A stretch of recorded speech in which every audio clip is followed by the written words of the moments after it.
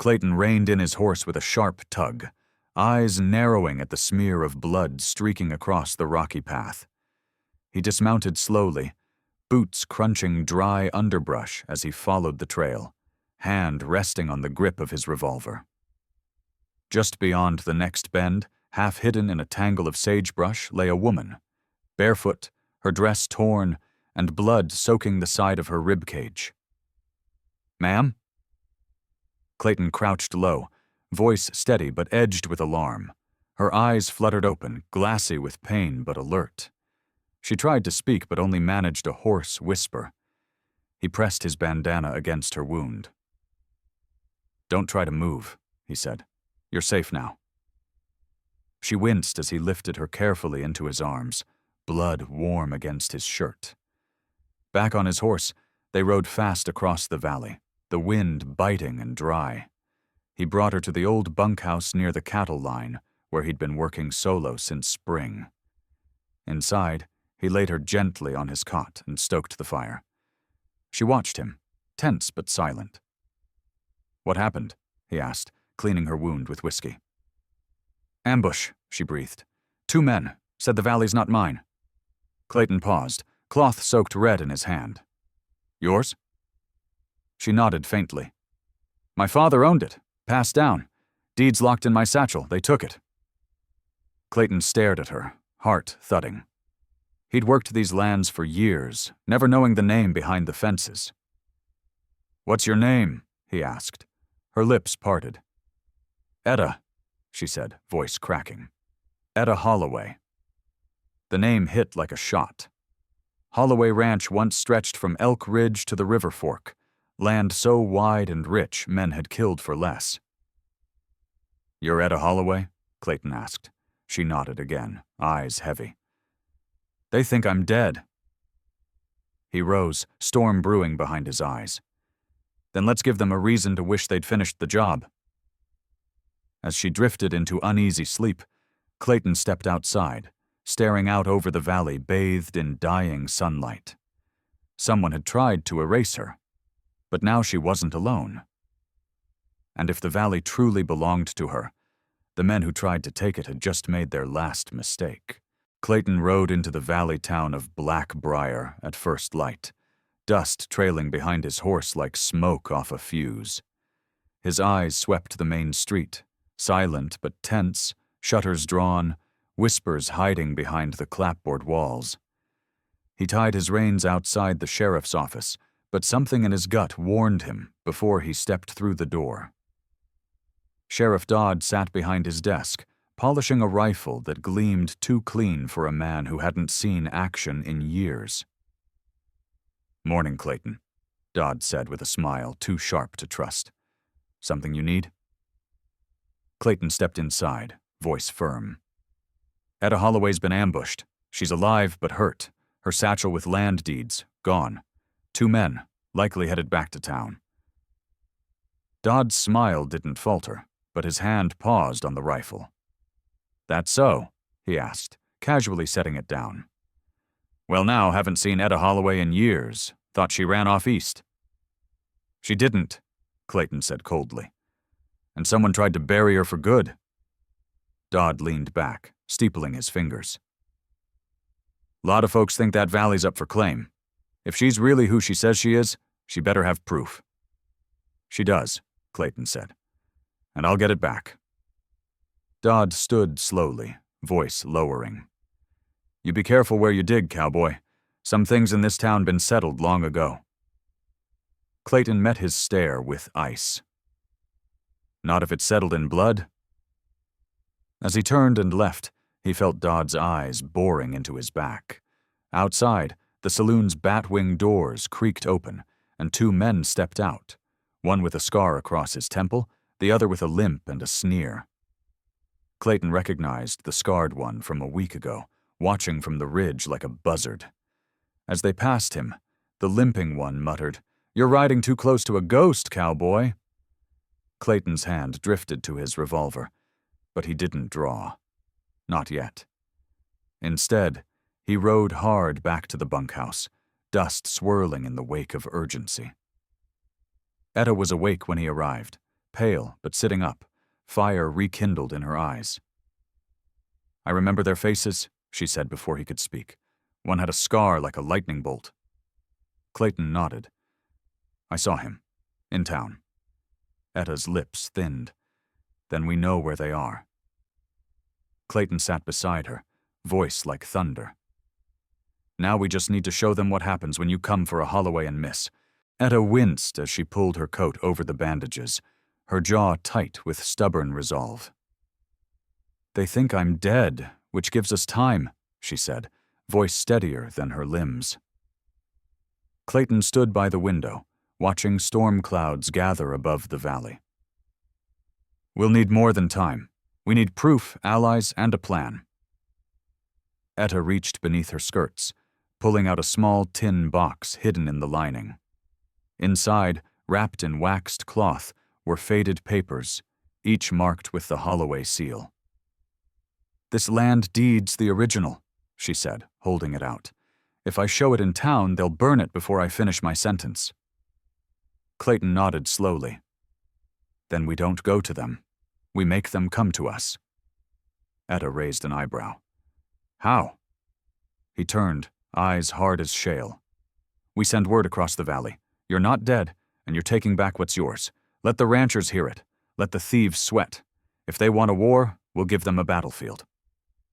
That evening, Clayton rode to every watering hole and ranch house from Deer Ridge to Silver Fork, dropping a single message in every hand he trusted. Etta Holloway lives. The next morning, riders showed up at the bunkhouse, old ranch hands who'd once worked for her father, men who'd been driven off by fear or gold.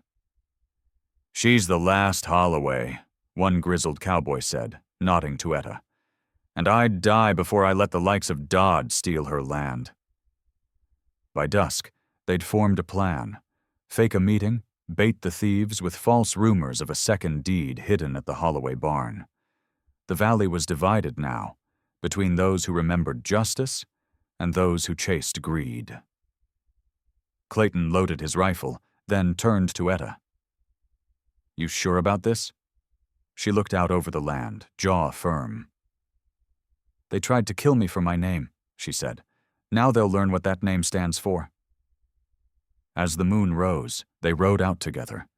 Etta, Clayton, and a dozen hardened men. What awaited at the old Holloway barn wasn't just revenge. It was justice for a valley stolen by fear, and a reckoning long overdue. The Holloway barn stood like a relic of a lost kingdom, its beams weathered but proud, the crest of the family still carved above the double doors. Clayton and Etta arrived just before dawn, their posse silent as ghosts, every man gripping iron and waiting for a sign. Inside, they planted a bundle of fake documents in a locked chest, deliberately visible through a cracked floorboard. Etta walked the grounds slowly, letting the scent of old hay and cedar fill her lungs. "My father built this with his hands," she murmured. "They torched everything else, but this they feared." Clayton stood beside her, scanning the ridge. "They'll come fast. You sure you want to be seen?" Etta nodded. "Let them see what they tried to bury." They didn't wait long. By midday, hoofbeats thundered across the ridge, and Sheriff Dodd led the pack. 10 riders, including the scar-faced man and the limping brute from town. Dodd dismounted with a smirk, rifle across his chest. "Well, look who rose from the grave," he said. "You've got guts, Etta, but guts don't change law." Etta stepped forward, holding up the deed. "Law's only real if men like you don't poison it." Dodd's smirk faded. "That paper won't save you." Clayton stepped beside her, rifle pointed down but ready. "She's not alone, and you're not taking this valley without blood." The standoff crackled with tension, the air thick as thunder clouds. Dodd raised his hand, signaling his men. "Burn it," he barked. "Burn the barn, the deed, and bury the Holloway name for good." The scar-faced rider lit a torch, but a shot rang out.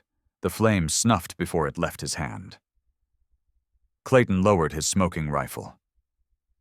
"First man who moves dies where he stands," he growled. Around them, ranchers rose from the brush, rifles aimed, eyes fierce. Dodd's riders froze. "You brought the valley with you?" he spat. "They brought themselves," Etta answered. "Turns out this land remembers its true owner." Dodd's face twisted with fury, and he lunged, only to find himself staring down a dozen barrels. "You can't stop it, girl," he hissed. "You can't win." Etta stepped close, eyes blazing. "I already did." And with a single nod, she signaled the end of the old war. The air was thick with gunpowder and tension as Dodd and his men were disarmed one by one, their weapons tossed into a pile beside the barn. Clayton kept watch with eyes like sharpened steel, while Etta addressed the gathered ranchers, her voice calm but laced with fire. "They tried to erase my family name with a bullet," she said, "but a name doesn't die so easy, not when it's carved into the land." The ranchers murmured their agreement, men who'd known her father, men who'd once watched their homes be swallowed by lies. Dodd sneered from where he was bound to a fence post. "You think you've won? There's more where we came from. Men with money. Men who'll see a woman like you dead before they let go of a valley this rich." Etta turned toward him slowly, her face unreadable. "Then let them come," she said. "They'll find the valley already taken. By justice." She handed the real deed to Clayton, who tucked it into his coat. "We ride into town," she told the ranchers. "We present this at the land office with all of you as witnesses. Let them try to deny what's right when the whole valley's behind it." "And what about him?" a rancher asked, pointing at Dodd. Etta looked down at the sheriff. Dusty, bitter, no longer feared. "He'll stand trial in Elk Junction," she said. "They'll listen to a Holloway there." Clayton nodded, already untying a horse to lash Dodd to. As the crowd began to move, Etta stepped away from the barn, looking out over the rolling hills her father once claimed. "You all right?" Clayton asked quietly as he approached. "No," she said honestly, "but I will be." He touched the brim of his hat. "You brought more than a name back today?" She gave a small smile. "So did you." They stood in silence a moment before Etta turned back to the barn, reaching up to run her fingers over the Holloway crest carved into the old wood. "Let it stand," she said. "Let them all see what survived." And as the riders gathered and turned toward town, the Holloway barn stood behind them like a sentinel, bathed in sun, finally no longer a memory of loss, but a promise of return. The procession into Black Briar was unlike anything the town had ever seen. Etta on horseback, upright despite her healing wounds, flanked by Clayton and a dozen ranchers with rifles strapped across their backs. Sheriff Dodd rode behind them, bound at the wrists, scowling as whispers spread like wildfire through the streets. Curtains parted, townsfolk stepped out in silence, and by the time they reached the land office, a crowd had gathered. Etta dismounted first, boots landing hard on the wooden steps. She held the deed high in one hand, her voice sharp and unwavering. "This valley belongs to the Holloway name by law and blood, and it's time that law was honored." Inside, the land officer, a meek man named Tully, who had once been bribed into looking the other way, paled when he saw her. I thought you were dead," he stammered. "You thought wrong," Etta replied. She laid the deed on the counter. "Witnessed by every man who rode with me, backed by every one of their signatures if need be, and if you try to bury this again, the whole county will hear about it." Tully's hand trembled as he took the papers. It's valid," he whispered, reading over the seal. "Original and binding. This gives you ownership of the entire Holloway spread." A murmur ran through the crowd, part awe, part fear. Clayton stepped beside her, eyes sweeping the room. "What about the men who attacked her?" he asked. "You going to claim they acted alone, or do you want to come clean?" Tully's gaze shifted to Dodd, then to the crowd. "I didn't know they'd go that far," he muttered. "They said she'd forfeited, left the valley." "She never left," Etta said coldly. "You just stopped seeing." That night, the town sat divided. Those loyal to Dodd, now stripped of power, and those loyal to the law reawakened by a woman's return. Lines were drawn not with guns, but with truth. And at the center of it all stood Etta, the last Holloway, who had returned not just to reclaim land, but to restore its soul. Outside the saloon, Clayton lit a lantern and handed it to her. "You sure you want to stay here tonight?" She took it, eyes steady. "This is my valley. I sleep on my land, and I face my enemies in daylight." The silence of midnight on the Holloway land was broken only by the faint creak of a gate and the whisper of wind through tall grass. Clayton sat on the porch, rifle across his lap, eyes scanning the dark. Inside, Etta lay awake, her body still weak but her mind sharper than ever. The deed was filed, the valley reclaimed. But justice wasn't done. The men who attacked her hadn't all been caught, and someone had paid them to do it. Clayton heard the soft steps before he saw the shape moving through the trees. He rose without a sound, stepping off the porch and into the shadows. "That's far enough," he called. The figure stopped. A young man, barely 20, hands trembling. "I need to talk to Miss Holloway," he said. "Please." Clayton studied him, then nodded towards the house. Slowly. Inside, Etta sat up as the boy entered, eyes wary. "You were there," she said. "The barn raid. You lit the second torch." The boy's eyes dropped. "I didn't know who you were. I was told it was squatters, that the Holloway line was dead." "Who told you?" Clayton asked. The boy hesitated. "A banker from New Houston, Whitmore. He said if we cleared the land and got rid of the deed, the valley'd be split between us and his company." Etta stood slowly, every movement tight with control. "Why come now?"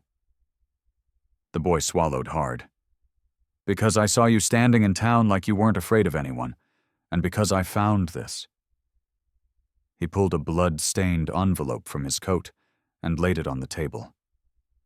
Inside was a second deed, one forged and dated weeks before the ambush, stamped with a falsified Holloway signature. Etta's hands shook as she held it. "They were planning to take it before they ever laid eyes on me," she whispered. Clayton's face hardened. "Whitmore doesn't care about law, only titles and silence." Etta looked up, her voice low and cold. "Then we break the silence." She turned to the boy. "You ride to New Houston with us. You testify." The boy hesitated, then nodded. "I owe you that." As dawn approached, the fire on the Holloway land wasn't one of destruction, but of justice gathering its flame, ready to be carried into the heart of corruption. Clayton tightened the saddle straps as Etta stepped into the morning light, her posture straight despite the bruises still healing beneath her coat. The boy, Jonah, stood nervously by his mare, eyes darting toward the hills like he expected someone to stop them. "They won't follow," Clayton muttered, sensing his fear. "They think they buried the last threat. But we're riding to prove 'em wrong." Etta mounted, face set like stone.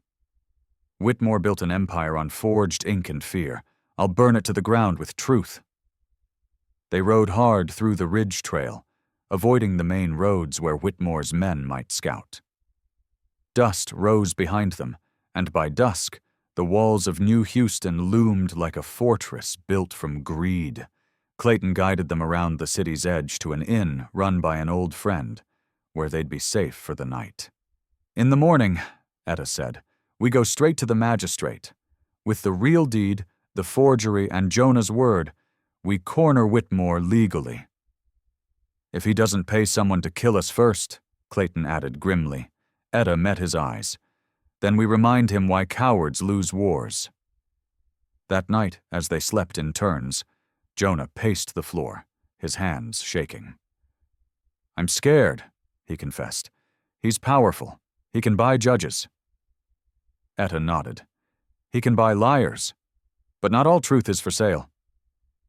At dawn, they entered the magistrate's hall, an old stone building with iron-framed windows and silence thicker than courtroom wood. The clerk blinked at the papers Etta placed before him, her voice clear. "I'm Etta Holloway, legal heir to the valley now falsely claimed under Whitmore and Company. This is a forged deed with my stolen signature. I demand an inquiry." The magistrate, an older man with sharp eyes, studied the documents and motioned for Jonah. "You're willing to testify?" Jonah glanced at Etta, then squared his shoulders. "Yes, sir." The magistrate looked up slowly. "Then bring in Whitmore." Etta turned toward the door, breath steady. The walls of New Houston had long protected thieves in suits, but now, with a valley's weight behind her and fire in her name, Etta Holloway was ready to bring them down from the inside. The courthouse filled faster than wildfire, word spreading that the Holloway girl had returned from the dead with evidence against the richest man in 3 counties. Whitmore entered like a king in silk. Gray suit, crisp, boots polished, eyes smug as he surveyed the crowd. "This is nonsense," he said before the judge even spoke. "A bruised girl and a cowhand parading some forgery like it's truth?" Etta rose slowly, stepping into the witness stand with the real deed in hand. "My name is Etta Holloway, and this land was bought by my grandfather, passed to my father, and left to me. That deed," she pointed to Whitmore's forgery, "was signed while I was unconscious from a gunshot to the ribs." A murmur ran through the room. The judge motioned for Jonah to speak next, and though he trembled at first, the boy's voice grew steadier with every word. "Whitmore hired us," Jonah said, "paid us to make her disappear, said she'd forfeited the land and her silence. I saw the real deed before we took it." Whitmore stood, red creeping up his neck. "This is blackmail," he shouted. "A frightened boy and a woman with dirt under her nails?" The judge pounded the gavel. "Enough. This court recognizes the validity of the original Holloway deed and hereby suspends all Whitmore claims until further investigation." Whitmore turned on Etta, eyes blazing. "You think this ends with some stamp on paper? I'll take it back by force if I must." Clayton stepped forward, hand on his gun. "Then try, and see how fast you lose more than land." The judge nodded to the bailiff. "Hold Whitmore for conspiracy and attempted fraud. This court will have no more blood spilled over soil." As Whitmore was led away, struggling and cursing, the crowd erupted, not in chaos, but in quiet awe. For the first time in years, the law had risen for the right side. Etta stood tall as she walked from the courthouse steps, the sun breaking through clouds above her. "You did it," Jonah whispered. She shook her head.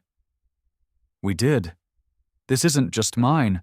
It belongs to the valley, and it's time we lived like we still remember that." Behind her, Clayton tipped his hat, the ghost of a grin on his weathered face. The valley had spoken, and it chose to remember. Weeks passed, and the Holloway name once whispered in fear now echoed across the valley like a pledge. Etta stood atop the ridge overlooking her land, the wind tugging gently at her coat as cattle grazed below. Ranchers repaired fences, and children laughed from newly raised homes. Whitmore's assets were seized by the court, his empire fractured by the truth he thought too fragile to survive. The magistrate's ruling had held, and no one in Blackbriar or New Houston dared challenge the Holloway deed again. Etta hadn't rebuilt the ranch house yet. She chose to live in the old barn, its walls scorched with memory but strong. "It's not finished," she told Clayton one morning as he hammered a new beam into place. "But it's honest." Clayton leaned against the post, wiping sweat from his brow. "That's more than most folks ever get." Jonah now worked the ranch, hands rough with calluses and pride, his shame turned to purpose. He'd stayed, refusing Etta's offer of money. "I need to earn something that matters," he'd said. One by one, neighbors who had once turned away returned with fences to mend, herds to trade, and stories of her father to share. The Holloway land breathed again, not as a monument to a name, but as a living promise. One evening, as the valley blazed gold beneath a setting sun, Clayton rode up beside Etta at the overlook. "You could sell it all now," he said softly. "Start new. Leave this behind." She shook her head slowly. "This is the new beginning. It always was. They just tried to take it before it could bloom." He looked at her long, then nodded. "And what about you? What now for the last, Holloway?" Etta turned to him, eyes clear and strong. "I'm not the last. Not anymore. The land remembers its people, Clayton. And so will I." As the stars rose above the valley, the silence wasn't heavy like before. It was full, as if the ground itself exhaled in peace. Justice had not only been won, it had been planted, ready to grow with every step Etta took. The Holloway name wasn't carved in marble. It was carved in dirt, sweat, and truth, and the valley would carry it long after the gunfire faded.